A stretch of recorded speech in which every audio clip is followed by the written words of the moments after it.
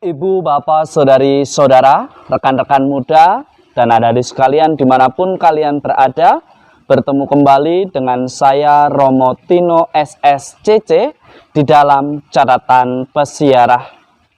Dengan darahnya, ia menyucikan kita. Dengan tubuhnya, ia menebus kita dan membuat kita memiliki kehidupan dan menang atas kuasa dosa. Kesetiaan dan ketaatannya memampukannya untuk menyelesaikan karya penyelamatan Allah bagi kita umatnya. Sudahkah kita mengerti dan memahami dan berani untuk meninggalkan perbuatan dosa kita? Ataukah kita terus menyalibkannya sehingga darah segar harus mengalir kembali untuk menebus kita? Mari, sebelum kita mendengarkan permenungan dari catatan pesiarah, hening sejenak meresapkan apa yang dilakukan oleh Tuhan sebagai wujud cintanya kepada kita umatnya. Ingatlah, ya Allah Bapa, akan belas kasih-Mu. Kuduskanlah dan lindungilah selalu hamba-hamba-Mu. Bagi merekalah Kristus Putra-Mu telah memulai misteri Paskah dengan penumpahan darah-Nya, sebab Dialah Tuhan pengantara kami. Amin. Ibu, bapak, saudari, saudara, rekan-rekan muda, dan adik-adik sekalian yang terkasih di dalam Yesus Kristus. Hari ini di dalam ibadat Jumat Agung, Anda dan saya serta kita semua diingatkan kembali bagaimana Kristus telah menyatakan diri solider dengan kesalahan kita. Dalam peristiwa penderitaan itu, rencana Allah mencapai pada kepenuhannya. Jalan keselamatan manusia bagi Anda, saya, atau kita semua terbuka melalui pengangkatan Kristus dari kehinaan. Salib yang menjadi lambang hinaan hari ini diubah olehnya sebagai lambang kemenangan manusia atas dosa. Dengan pepulihnya atas dosa-dosa manusia, Ia telah menjadikan Anda dan saya, serta kita semua lahir menjadi manusia baru. Kelahiran sebagai manusia baru tentu menuntut suatu konsekuensi yang baru. Hidup selayaknya manusia baru dan meninggalkan cara hidup sebagai manusia yang lama. Itulah yang diingatkan oleh Nabi Yesaya kepada Anda dan saya serta kita semua sebagai orang beriman. Berhadapan dengan situasi yang sulit, 2,5 tahun kurang lebih kita berdampingan dengan pandemi COVID-19, di mana kita terbatas untuk melakukan perbuatan dan aktivitas yang menunjang ekonomi untuk kelanjutan hidup kita di dalam menapaki persiaran hidup di dunia ini. Bersama Yesus kita bersama diajak di dalam surat kepada orang Ibrani untuk tetap setia pada rencana Allah. Demikian juga Yesus yang tetap merasa takut dan ingin mundur, tetapi Ia tetap setia dan taat serta mau berproses mengikuti dan melaksanakan apa yang menjadi rencana Allah. Di tengah pertentangan batin itu tampaklah kekuatannya.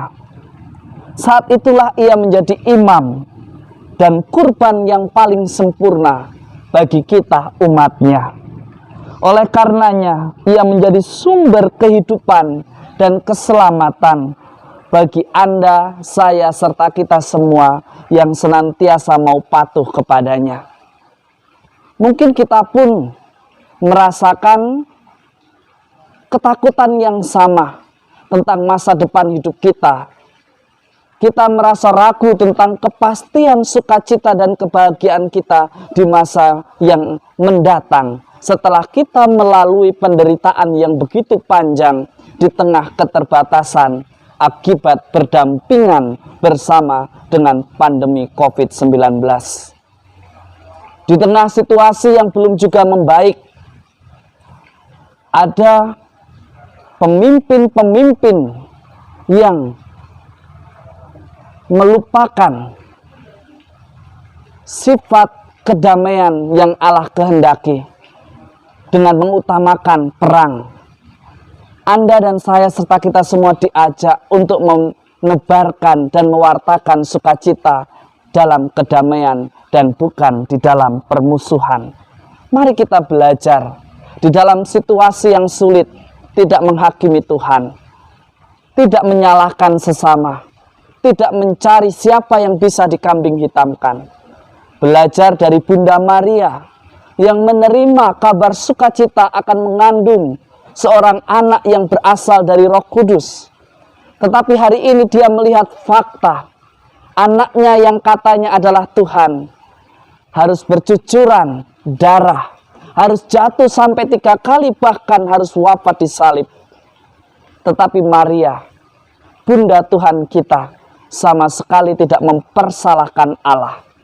Di dalam diamnya, di dalam pertentangan batinnya, ia sama sekali tidak menghujat Allah, tetapi mencari apa yang menjadi kehendak Allah atas rencananya di dalam hidupnya.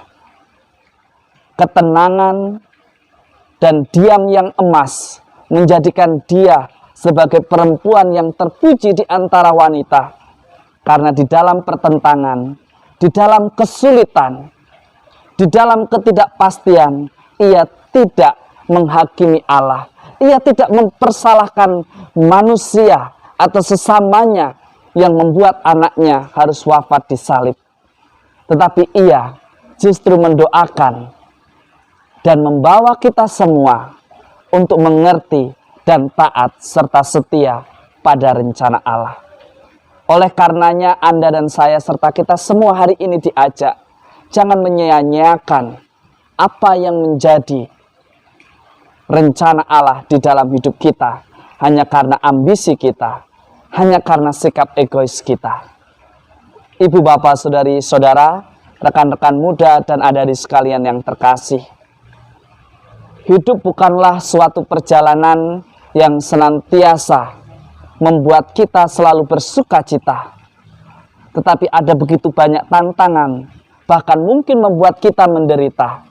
Tetapi satu hal, belajar dari Bunda Maria, ia tidak pernah menuduh Tuhan tidak setia kepadanya. Ia tidak pernah mengingkari rencana Allah. Tuhan Yesus juga memberikan teladan kepada kita semua. Di dalam pertentangan batin, jangan sampai kita membuat keputusan yang salah, tetapi mengajak kita untuk senantiasa bijaksana. Jangan biarkan pengorbanan yang dilakukan oleh Tuhan kita Yesus Kristus hari ini kita sia-siakan hanya karena ingin melampiaskan dan memuaskan apa yang menjadi ambisi dan nafsu kita di dalam persiaran hidup. Tuhan senantiasa menghargai setiap usaha dari anak-anaknya yang mencoba untuk setia dan berproses mencari apa yang menjadi rencana Tuhan di dalam hidup umatnya. Selamat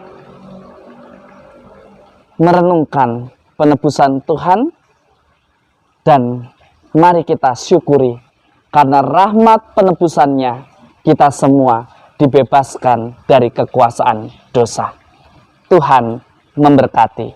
Amin.